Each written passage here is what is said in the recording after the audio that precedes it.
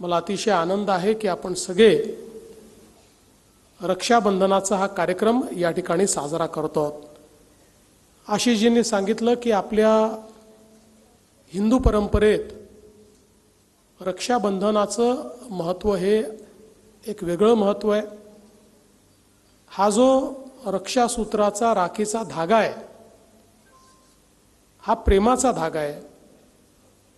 बहीण आपलं संपूर्ण प्रेम या धाग्यातनं भावाला देते आणि भाऊही संकल्प करतो की मी आजन्म माझ्या बहिणीची रक्षा करेन। खरं म्हणजे आज तर भावांनी हा संकल्प करण्याची आवश्यकता आहे की माझ्या बहिणीला मी इतका सक्षम बनवेल की ती स्वतःचं आणि कुटुंबाचं रक्षण करू शकेल। हा संकल्प आता या ठिकाणी आपल्याला घ्यायचा आहे। आपल्याला माहिती आहे की आपल्या देशामध्ये मोदीजींनी सातत्याने आमच्या माता भगिनींचा मुलींचा सक्षमीकरणाचा मुद्दा हा मांडलेला आहे।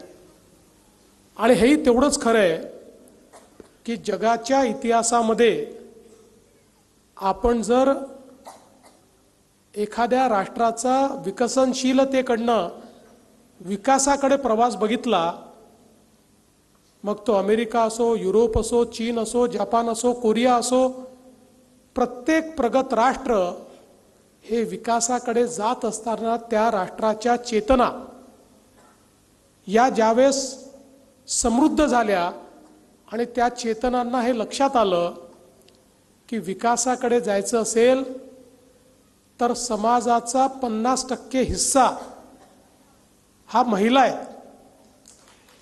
आणि हा जो 50% हिस्सा आहे हा जोपर्यंत मुख्य धारेमध्ये येणार नाही तोपर्यंत विकसित समाज होऊ शकणार नाही।